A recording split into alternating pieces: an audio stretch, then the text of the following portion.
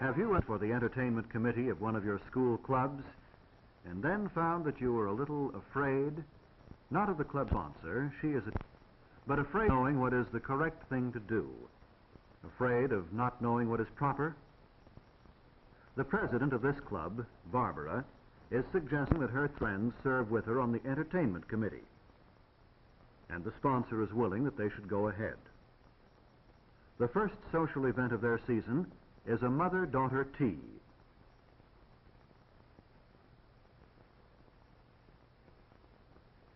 Barbara knows the girls are fearful because they have never attended a tea before. Actually, there is nothing to be afraid of. But Anne thinks a tea could not be as much fun as any kind of game. June is willing but shy. Corinne is bored, very bored. However, Barbara knows that in spite of what they say or how they act, they are not eager to give a tea because they aren't sure of how they should dress or how they should behave. Barbara isn't finding much enthusiasm, but at least the girls are agreeing to divide up the work of preparing for the tea. After all, women have been serving tea to their friends for a long, long time, and there is no reason why the girls shouldn't learn how. A tea is only a formal way of entertaining and showing respect to others. Etiquette itself is simply the way one polite person shows consideration for another. June's share of preparing for the tea is the making out of invitations, but she is running into problems and would welcome a little help. Barbara is sympathetic because she has gone through the experience and knows the questions that are troubling June. But she'd like themselves. They won't learn if someone else does the work for them. Corinne covers up her not knowing about invitations by pretending that she thinks teas are dull and beneath her. Anne doesn't know either, so she acts as if the writing of invitations were a useless formality, something that should be done much more simply. Of course, some invitations are made simply and directly. But should the invitation to a formal tea be made by phone, Barbara is saying no, definitely no. Anne should know that the formality of the invitation varies with the formality of the occasion. If this were a small tea for just a few close friends, then a phone call might be all right. But what they are planning is a more formal occasion, one for the mothers of the club members. June thinks it is about time she consulted a book of etiquette and found out for a tea. Now, Anne and June are ready to admit that they, too, are curious. So Barbara explains that the invitation is like a memorandum. It is sent 2 weeks in advance to allow the guest time to plan on attending. The invitation needs to give only the name, the date, the hour, and the place, but it may give the purpose as well. It may be thought of as telling, like a newspaper story, the who, what, why, when, and where. The forms shown in the etiquette books do not have to be followed strictly. They can be varied to meet different needs. Barbara is willing to make out an invitation form for their use, but she does insist that they all help in the writing so that they may practice their learning. Barbara and June believe they have the invitation made out correctly now. But have they?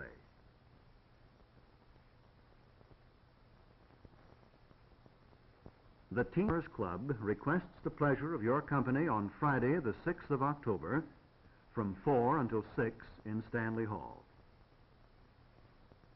And now there is another matter that Barbara is concerned with. What about the handwriting itself? Would anyone be flattered to receive an invitation as messy as this? Anne can write clearly and evenly, and she should, so that her handwriting can be read easily. This is all that is required of her. A handwritten invitation is meant to be a friendly and personal message. The handwriting shouldn't be childish or affected or badly spaced. It should be neat and well-mannered. The writing doesn't have to be perfect or an imitation of an engraved card. But as a matter of courtesy, the person who receives it should be able to read it easily.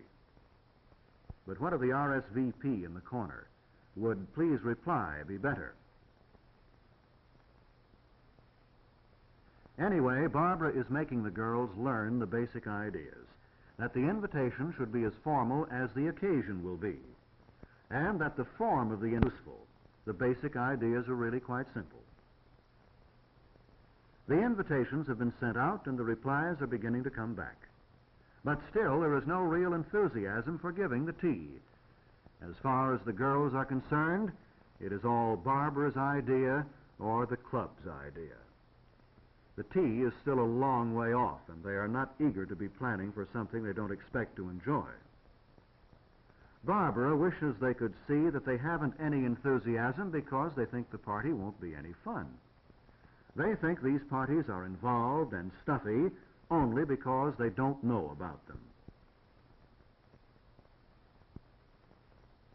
She insists that if they don't learn the etiquette of attending teas, they can never enjoy them. And if they never go to teas, they will be missing a very enjoyable way of meeting friends and making new ones. The etiquette is easy to learn if they will just pay a little attention to it.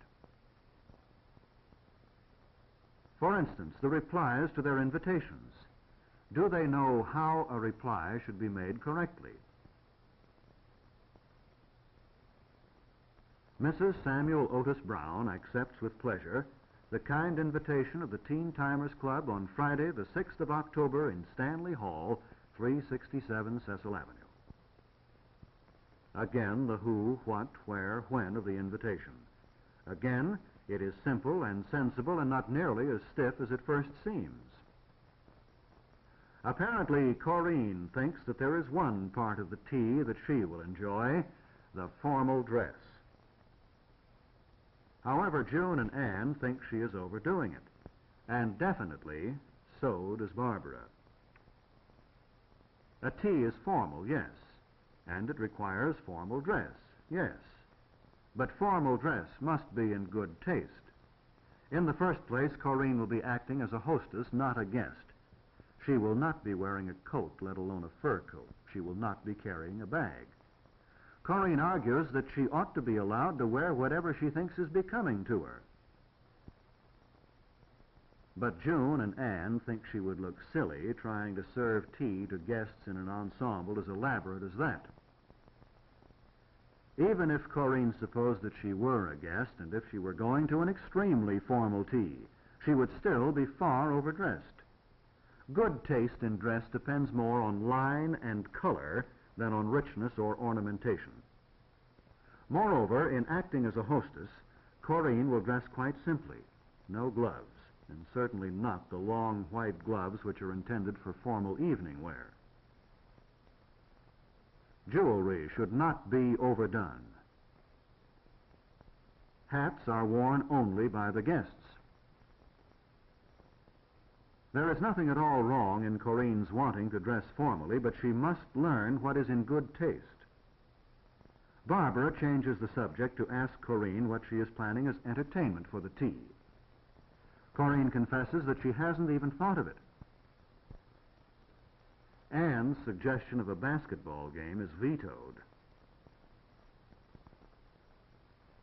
It should be something that everyone at the tea, young and old alike, can enjoy. Corinne has suggested dramatic readings. She, of course, would do the acting, something like the sample she is offering. But Barbara and June seem to believe that Corinne's acting might not be as entertaining as she thinks.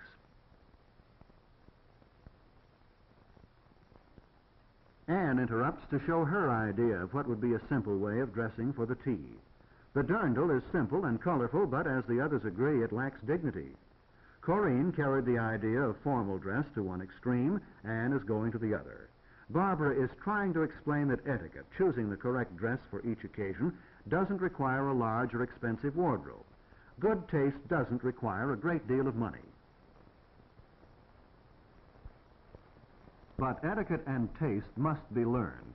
The dresses they'll wear as hostesses will be formal but simple. While serving tea, they will not want to be encumbered with gloves, hats, heavy ornaments, or corsages. The requirements of etiquette are only sensible, and good taste requires that each person choose clothes which will set off his personality to best advantage. That's only sensible, too.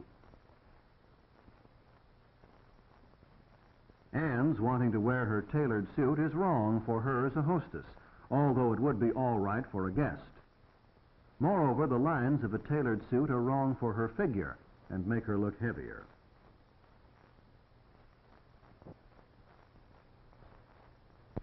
Since the girls are so uncertain of what is correct and in good taste, Barbara suggests that they try putting on a style show as the entertainment for the tea. It would interest everyone, old and young. Or would they prefer a musical, films, book reviews? Suddenly, another question rises. Should the type of entertainment have been mentioned on the invitation? Barbara has to admit she doesn't know. Actually, her invitation was correct.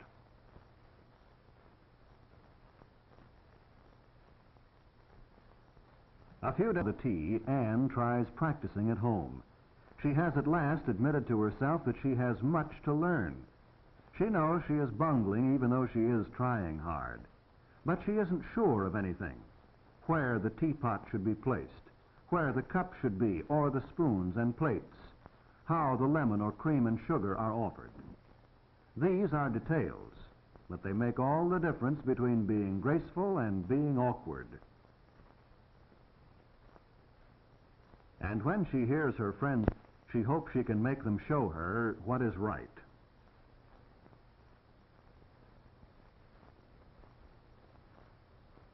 Corinne and June are intrigued, and they're sympathetic with Anne because these same problems have been bothering them. Anne is discovering that there are a lot of small questions that need to be answered. She is beginning to worry about the mistakes that she might make at the tea. She wants Barbara to show her first how the pourer should serve correctly. And afterward, she wants to be shown how a guest should act. She would like to know, even though she won't pour or be a guest. As for the pouring, that is simple.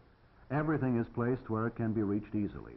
Then one pours in a way that is efficient but also develops graceful habits.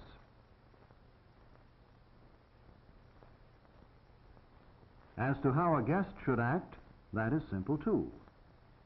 Barbara knows the questions that are in the minds of the others, so she will show them the answers.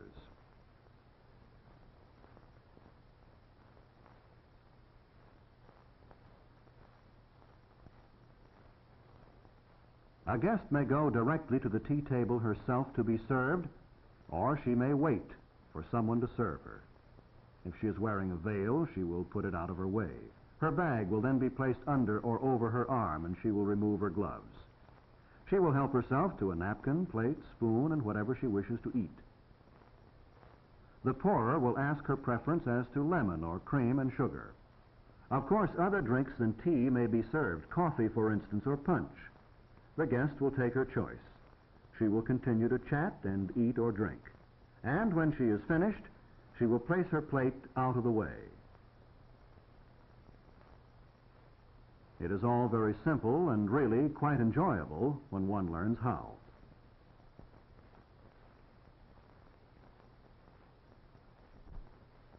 Then comes the tea itself. All is going smoothly. The guests are being received, and Barbara hopes the girls will find the tea to be fun.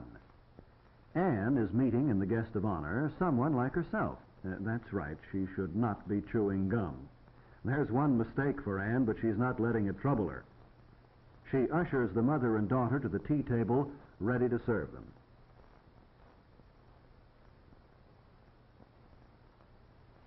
So far, there have been no difficulties in the making and receiving of introductions, and Barbara hopes her girls will do well, even though she didn't drill them. They should know the fundamentals of waiting to be introduced, of introducing a younger person to an older one, of shaking hands only when the person to whom you are introduced offers a hand. June is doing very well, but Anne is inclined to be athletic in her handshake. Corinne, too theatrical. However, improvements in the girls' manners will depend on their seeing the need for improvement. And they will see the need when they realize that etiquette is primarily the means by which one shows his respect and consideration for another. A party is essentially a way of showing friendliness. It is the friendliness, respect, and consideration that count, that are really enjoyable. The tea party could be larger or smaller, more formal or less. The service could be elaborate or very simple, and still the most important thing would be the real sociability behind it. Anne, for instance, has no difficulty in getting along with her school friends. She knows what they consider friendliness, and so she knows how to act toward them. Soon, perhaps, she will be at ease with any group of people. These are the things that have to be learned. The stylist, for example, is very much like Corinne, but she has learned not to be affected or theatrical, for such manners offend those who don't understand them.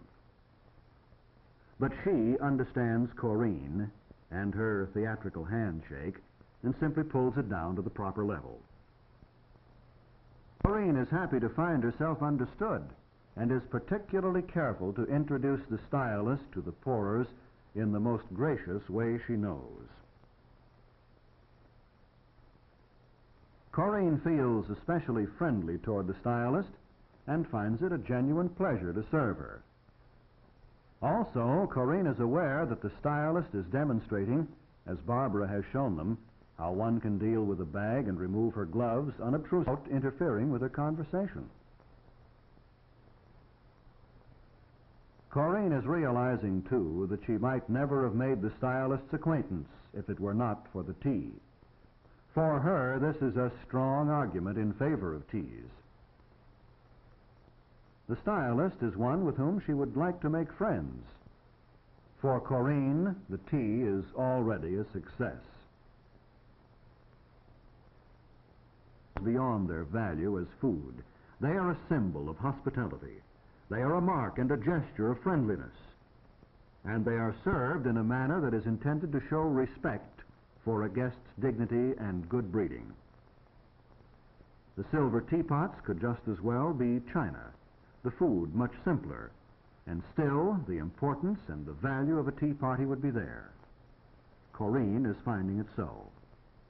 And if we may judge from the way that Anne is bustling about, eager to serve her guests, it would seem that she too is enjoying the party in a way she didn't anticipate.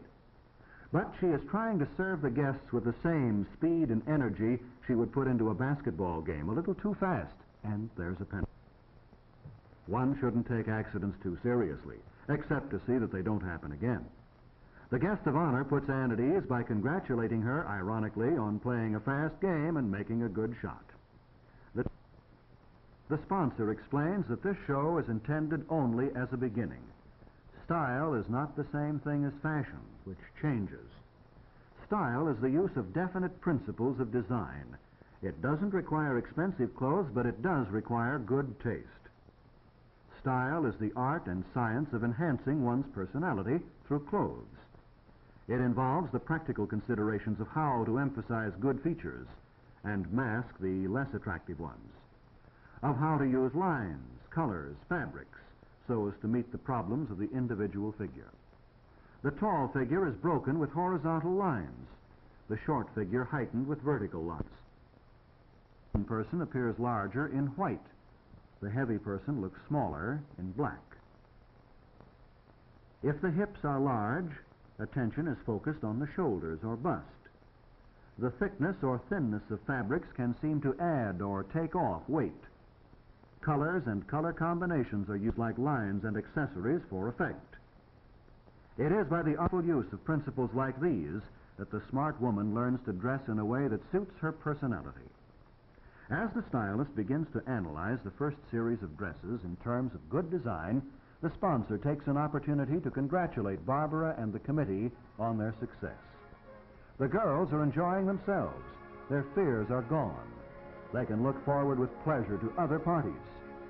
Each of the girls has learned for herself the real meaning of etiquette.